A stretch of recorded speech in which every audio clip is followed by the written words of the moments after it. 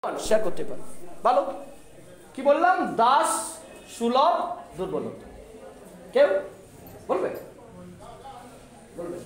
তোমাদের বলতে পারো যা মনে আসছে। আচ্ছা, আমরা ভারতবর্ষের একটু ইতিহাসে যাই, তাহলে বিষয়টা বুঝতে পারি। পলাশির যুদ্ধ কত সালে হয়েছিল? পলাশি সিরাজউদ্দৌলার সঙ্গে ইংরেজদের, মনে নেই? 1757। 1757 কি হলো? ভারতবর্ষের দ্বীপটা নিভে গেল, ইংরেজ ঔপনিবেশিকতা শুরু হলো, উপনিবেশ বানিয়ে দিল, ইস্ট ইন্ডিয়া কোম্পানি দখল নিয়ে নিল। 1757। সিপাহী বিদ্রোহ কত সাল? 1857। 100 বছর। 100 বছরে কি হলো? সিপাহীরা বিদ্রোহ শুরু করলো। ভারতবর্ষের স্বাধীনতা কত? 1947। হিসেব করো, 1757, 1857, ভারত স্বাধীন হলো 1947। এই যে এতগুলো বছর ধরে ইংরেজ কি শিখিয়েছে?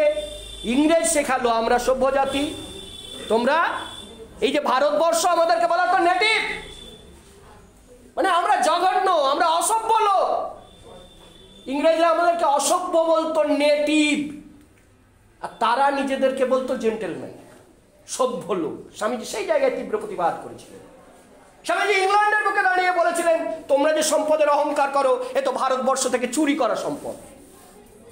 স্বামীজি করে দেখিয়েছিলেন কি? স্বামীজি 1863, 1902, ভারত তখন স্বাধীন হয়নি, জন্মগ্রহণ করেছিলেন 1863, মৃত্যুবরণ করছেন 1902। ইংল্যান্ডের মাটিতে দাঁড়িয়ে আছেন, পাগুলো বাড়িয়ে দিয়েছেন, ইংরেজ ভক্ত তার জুতোর ফিতা বাঁধছে। ভাবো, যখনও ভারতবর্ষ স্বাধীন হয়নি, তখন একজন ব্যক্তি স্বামী বিবেকানন্দের পায়ের জুতোর ফিতা বাঁধছে একজন ইংরেজ। তাহলে স্বামীজি কোন জায়গায় গিয়েছিলেন? স্বামীজি সেটাই নিজে বলছেন। আমি ইংরেজকে দিয়ে মা সর্দারকে এসে বলছেন, মা আমি ওই ইংরেজ জাতিকে দিয়ে আমার জুতার ফিতা বাঁধিয়েছি। তোমরা নেতাজি পড়েছো? নেতাজি বলছে, আমার যদি গুরু কেউ থাকেন সেটা হলো স্বামী বিবেকানন্দ, স্বামী বিবেকানন্দ এবং স্বামী বিবেকানন্দ। তাহলে কি ব্যক্তিত্ব! যারা সভ্য বলতো, আমাদেরকে বলতো যে আমরা নেটিভ, সেই নেটিভ লোকের জুতোর ফিতা বাঁধছে স্বামী বিবেকানন্দের ফিতা বেঁধে দিচ্ছে ইংরেজ। তাহলে তিনি কি করলেন? এই যে স্বামীজি, এই যে স্বামী বিবেকানন্দ, তুমি যদি স্বামী বিবেকানন্দ পড়ো তাহলে কি হবে? আমি যে শব্দটা বলা শুরু করেছিলাম, দাস সুলভ দুর্বলতা। আর কি বললেন ইংরেজ? তোমাদের ধর্মগ্রন্থ অচল, কিচ্ছু নেই, ওতে অসার, আমাদের ধর্মগ্রন্থই সেরা, বাইবেল পড়তে হবে তোমাদেরকে, তোমাদের ভাষা অচল, ইংরেজি ভাষা শিখতে হবে তোমাদের। এই শুনতে শুনতে শুনতে শুনতে আমাদের কানে, আমাদের মজ্জায়, আমাদের রক্তে, আমাদের শরীরে মনে হয়েছে আমার দ্বারা কিচ্ছু সম্ভব নয়, আমি দাস, আমি কিছু করতে পারি না। মেরুদণ্ডটাকে ভেঙে দিয়ে চলে গেছে ইংরেজ। এই কথাটা শোনাতে শোনাতে তোমার বাবা বর্বর, তোমার মায়ের ঠিক নেই, তোমাদের ভাষা অশুদ্ধ, তোমাদের ঈশ্বর, তোমাদের দেবদেবী সবগুলো বাজে, থার্ড ক্লাস। আর এই কথাটা ভারতবাসী শুনতে শুনতে তাদের যে মেরুদণ্ড, ব্যাকবোন, সেটা ভেঙে গেছে। স্বামীজি কে এলেন? স্বামীজি এসে সেই রোগটা ধরলেন যে এই ভারতবর্ষের যদি উত্থান হতে হয় তাহলে দাস সুলভ দুর্বলতা ত্যাগ করতে হবে। তুমি ইংরেজের দাস নও, তুমি ইংরেজের দাস নও। ওইটা করতে করতেই আমরা শিখেছি I can not, I can not, আমি পারি না, আমি পারি না। স্বামীজি সেই জায়গাটাই ধরলেন যে হেভি সাহস অবলম্বন করো, সদর্পে বলো আমি ভারতবাসী। এই যে আমি ভারতবাসী সদর্পে বলা, সেটা ভুলে গেছিল, সারা ভারতবর্ষ ভুলে গেছিল যে তাদের ক্ষমতা আছে, পাওয়ার আছে। সেই ভারতবর্ষ, সেই যে ভারতবর্ষ, স্বামীজির যে ভারতবর্ষ, স্বামীজির যে স্বপ্নের ভারতবর্ষ, স্বামীজি এসেছিলেন কেন জানো? স্বামীজি বলছেন, আমি এসেছি একটা কারণে, তোমার মধ্যে যে সুপ্ত ব্রহ্মত্ব লুকিয়ে আছে, তোমার মধ্যে যে সুপ্ত এনার্জি লুকিয়ে আছে, শক্তি লুকিয়ে আছে, সেটা জাগানোর জন্য। কেউ এরকম ভাবে বলেনি। অনেক মহাপুরুষ এসছে, কিন্তু স্বামী বিবেকানন্দের মতন বলেনি শিবহম, তুমি শিব, তুমি শিব, তোমার মধ্যে অনন্ত শক্তি আছে, তুমি ওঠো, তুমি জাগো, তুমি ঘুমিয়ে থেকো না। এটাই হচ্ছে বেদান্তের মূল কথা। তোমার মধ্যে শিবত্ব লুকিয়ে আছে, তোমার মধ্যে ব্রহ্মত্ব লুকিয়ে আছে, তুমি ব্রহ্মস্বরূপ। অহং ব্রহ্মাস্মি, আমি ব্রহ্ম। স্বামীজি এই দাসসুলভ দুর্বলতা, এইটা কিন্তু এই শুনতে শুনতে শুনতে শুনতে 200 বছর ধরে আমরা শুনছি, তো 200 বছরের বেশি প্রায়। তো এইটা শুনতে শুনতে আমরা ভুলে গেছি ওই যে গল্পটা বলেছিলাম, বেদান্তের গল্প, ভেড়ার পালে থাকতে থাকতে আমরা নিজেরা সিংহ হয়েও ভুলে গেছি যে আমরা সিংহ, আমরা তাই ভেড়ার মতন আচরণ করছি। আমার মা সকালবেলা উঠে বলে, তুই খারাপ মেয়ে, তুই পারবি না, তোর দ্বারা সম্ভব নয়। এই মায়ের কাছে না, বাবা বলে না না, অন্যের লোককে দেখে আয়, অন্যের মেয়েটাকে দেখে আয়, কত কিছু কাজ করে। এই নেগেটিভ মাইন্ড শুনতে শুনতে তোমাদের মনে এই ভাবনা এসে গেছে, মা বাবা তো ঠিক বলছে, তারা গুরুজন লোক, তারা কি আর খারাপ কথা বলে? তাই আমাদের মধ্যে নেগেটিভিটি ঢুকে গেছে। ছোট বাচ্চাকে বলে, আমরা কম্পেয়ার করি বাড়িতে, কম নম্বর পেয়েছে হয়তো। তোমরা যদি তাকিয়ে দেখো, নম্বর পেয়ে কাউকে বিচার করা যায় না। ছন্দের জাদুকর সত্যেন্দ্রনাথ দত্তের নাম শুনেছ? ছন্দের জাদুকর সত্যেন্দ্রনাথ দত্ত, ঝর্ণা বলে একটা বিখ্যাত কবিতা আছে তার, ঝর্ণা ঝর্ণা সুন্দরী ঝর্ণা, তরলিত চন্দ্রিকা চন্দন বর্ণা, পড়ে দেখবে, ছন্দের জাদুকর। এই এত বড় কবি বিএ ফেল, বিএ পাসটাও করতে পারেন। করবেন কখন তিনি? তিনি তো বিভিন্ন পৃথিবীর বিভিন্ন ভাষার ছন্দ নিয়ে রিসার্চ করছেন।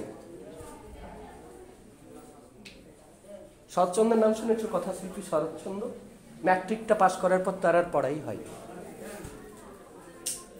ডিগ্রি দিয়ে মানুষকে কখনো বিচার করে, কে কত নম্বর পেয়েছে, হয়তো ফার্স্ট টার্মিনালে কারো একটু নম্বর কমে গেছে, তাই আমাদের মা বাবাদের দোষ। তারা সবসময় তোমাদের কানের কাছে বলছে, তুই পারবি না, তোর হবে না। কিন্তু তোমাদেরকে প্রমাণ করে দিতে হবে, I can, I am the best, I am the winner. এই প্রমাণটা তোমাদেরকে করতে হবে। আর সেক্ষেত্রে তোমাদের হ্যান্ডবুক বলো, হেল্প বুক বলো, তোমাদের গাইড বলো, একজনই আছে। তিনি কে? স্বামী বিবেকানন্দ। তার ছবি নিশ্চয়ই যদি না থাকে আশ্রম থেকে নিয়ে যাও। সে যখন দাঁড়িয়ে আছে দীপ্ত ভঙ্গিতে, তার চোখের দিকে তাকাও, দেখবে তোমার মধ্যে শক্তি আসছে, তোমার মধ্যে শক্তি আসছে। আমি বিশ্বাস করি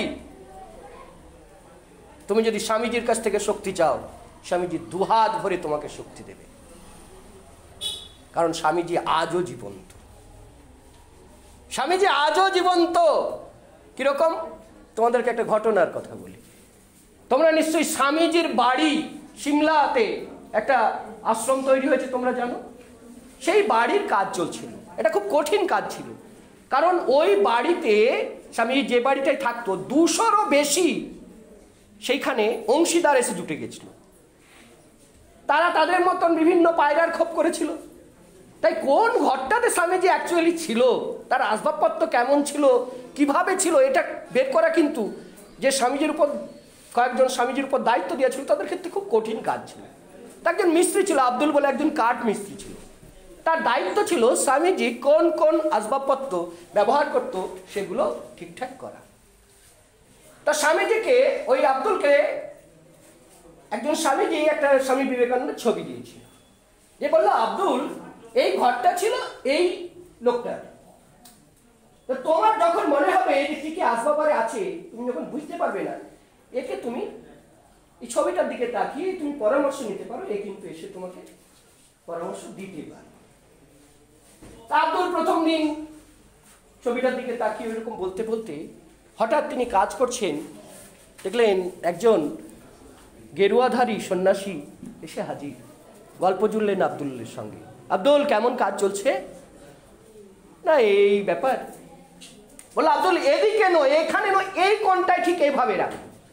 তিনি প্রতিদিন আসতেন বিকেলে, আর আব্দুলকে ডিরেকশন দিয়ে যেতেন যে এইভাবে দিয়ে প্রায় 6 মাস আব্দুল প্রতিদিন বিকেল 2টা থেকে 3টা 1 ঘন্টা ওই সন্ন্যাসী আসতেন আর ডিরেকশন দিয়ে যেতেন। তো যেদিন অনুষ্ঠানটার উদ্বোধন হবে, সেই ঘরটা স্বামীজির ঘরটার উদ্বোধন হবে, সবাই এসে হাজির হয়ে গেছেন। তো স্বামী বিবেকানন্দের একটা বিশাল ছবি একটা চেয়ারে রাখা আছে, গেরুয়া সন্ন্যাসী। আব্দুল ঢুকেই সন্ন্যাসীদেরকে বলল, আচ্ছা এর ছবি কেন? বললো, কেন আব্দুল? বলছে, একে তো আমি জীবন্ত দেখেছি। বলে, তখন যারা বেলুড় মঠের সন্ন্যাসী তারা বলতে শুরু করলো, তুমি জীবন্ত দেখেছো? বলে, হ্যাঁ মহারাজ। একে ছবি করে রেখেছো কেন? আমার কাছে প্রতিদিন বিকেলবেলা উনি 2 থেকে 3টা 1 ঘন্টা আসতেন, কোথায় কোন আসবাবটা রাখতে হবে। তো সন্ন্যাসীরা অবাক হয়ে আব্দুলকে জিজ্ঞেস করলো, বললো, হ্যাঁ মহারাজ, এই ভদ্রলোক তিনি প্রতিদিন 2টো থেকে 3টা, আমি যতদিন 6 মাস কাজ করেছি, কোথায় কোন আসবাবপত্র রাখতে হবে, কোনটা কি কাঠের তৈরি হবে, আমাকে সব পরামর্শ দিতেন। তাহলে বুঝতে পারছো, Swamiji alive, Swami Vivekananda is alive. তিনি জীবন্ত আছেন, তিনি বেঁচে আছেন, তিনি আজও আমাদেরকে সাহায্য করার জন্য তৈরি আছেন, শুধু ডাকের অপেক্ষায়। তোমরা যদি মন প্রাণ দিয়ে ডাকো, তিনি আসবেনই আসবেন। তাহলে সেই স্বামীজিকে তোমরা যত চর্চা করবে, তোমাদের কি হবে? তোমাদের ভয় নামক যে বস্তুটা, ভয়, তোমরা আলো নাটিকা পড়েছো? যদি না পড়ো পড়ে নিও, লীলা মজুমদারের আলো। কোন ক্লাস? সম্ভবত 4র্থ শ্রেণীতে। আলো লীলা মজুমদারের গল্প বই পড়তে তো ভালোবাসো, আমি বললাম।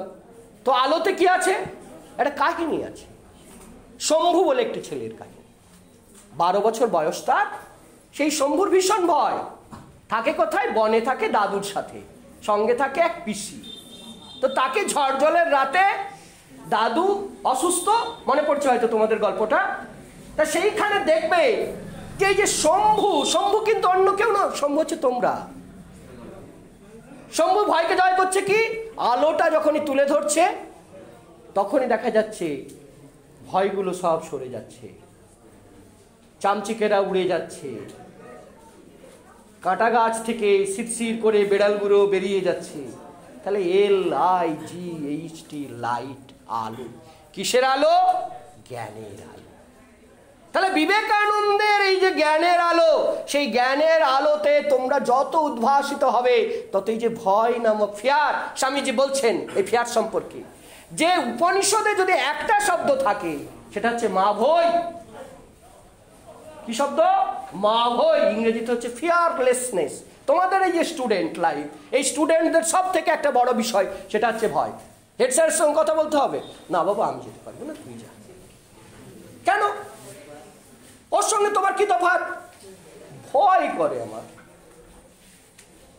এই ভয় স্বামীজিকে পড়লে এই ভয় চলে যাবে, তোমরা হয়ে যাও ফিয়ারলেস, মা ভয়। তাই এই যে ভয়, এই ভয় থেকে যদি দূর করতে পারো তোমরা, তাহলে কিন্তু কি হবে? তোমাদের ভিতরের যে ঘুমন্ত শক্তি, সেটা জেগে উঠবে। তখন তুমি নিজেই নিজেকে দেখে অবাক হয়ে যাবে। আমাকে একদিন প্রশ্ন করছিল একটি মেয়ে, বললো, স্যার আমি তো ফার্স্ট, আমি কার সঙ্গে কম্পিটিশন করবো? যে সেকেন্ড ডিভিশন হয়ে আমার সঙ্গে কম্পিটিশন করবে। তা আমি তো স্কুলের ফার্স্ট, আমি কার সঙ্গে কম্পিটিশন করবো? তা আমি বললাম, তাই তো, প্রশ্নটা তো ঠিকই, যে ফার্স্ট সে কার সঙ্গে কম্পিটিশন করবে? সে তো ফার্স্ট। আমি তাকে বললাম, তুমি তোমার সঙ্গে কম্পিটিশন করবে। আজকের আমি কালকের আমির সঙ্গে কম্পিটিশন করবে। আজকের আমি 5 মিনিট বিবেকানন্দ পড়েছে, কালকের আমি 7 মিনিট বিবেকানন্দ পড়বে। আজকের আমি 2টো অপ্রয়োজনীয় মিথ্যা কথা বলেছে, কালকের আমি সেই 2টো অপ্রয়োজনীয় মিথ্যা কথা কমিয়ে একটা করবে। পরশুর আমি মিথ্যা কথা বলবে না। তাহলে কম্পিটিশনটা কিন্তু কারো সঙ্গে কারো নয়, কম্পিটিশন বা প্রতিযোগিতাটা কার সঙ্গে কার? আমার সঙ্গে আমার। আজকের আমির সঙ্গে কালকের আমিকে মিলে দেখতে হবে যে এই পাঠ্য বইয়ে কালকের আমি কি কি করেছি, তাতে আমার কি কি ভুল ছিল, আজকের আমি সেই ভুলগুলো কি আবার করব? কালকে যে ভুলগুলো করেছি আজকে কি আমি সেই ভুলগুলো আবার করব? আমি যদি সেই ভুলগুলো সংশোধন করতে পারি তাহলে কালকের আমি থেকে আজকের আমি উন্নত হব।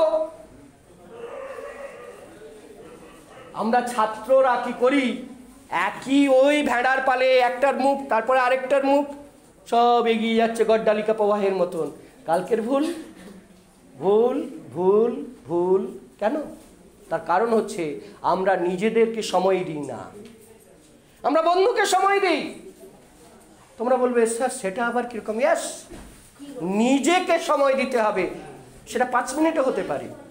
নিজের সঙ্গে আরেকটা নিজেকে দাঁড় করাও, দাঁড় করিয়ে প্রশ্ন করো যে কালকে তোমার কি কি ভুল হয়েছিল, আজকে কি সেই ভুলটা তোমার হয়েছে? এইটা যখন নিজে তুমি বুঝতে পারবে তখন দেখবে তুমি আস্তে আস্তে আস্তে আস্তে আস্তে আস্তে একটা প্রোগ্রেসের জায়গায় পৌঁছে যাচ্ছ। তখন দেখবে তুমি লাস্ট বেঞ্চের স্টুডেন্ট, তুমি কিন্তু আস্তে আস্তে ফার্স্ট বেঞ্চে এসে যাচ্ছ। সেই জন্যে তোমাদেরকে গতিরান্যথা বলে একটা শব্দ আছে, অন্য কোনো গতি নেই। বিবেকানন্দ ছাড়া এখনো সারা পৃথিবীর ইতিহাসে বিবেকানন্দকে যারাই অনুসরণ করেছে তারাই সফলতার শীর্ষে পৌঁছাতে পেরেছে। তাই তোমরা অন্তত প্রথম প্রতিদিন বিবেকানন্দ পড়া অভ্যাস করো। বিবেকানন্দের প্রচুর বই পাওয়া যায়, বিবেকানন্দের বাণী সংকলন, বিবেকানন্দের জীবনী।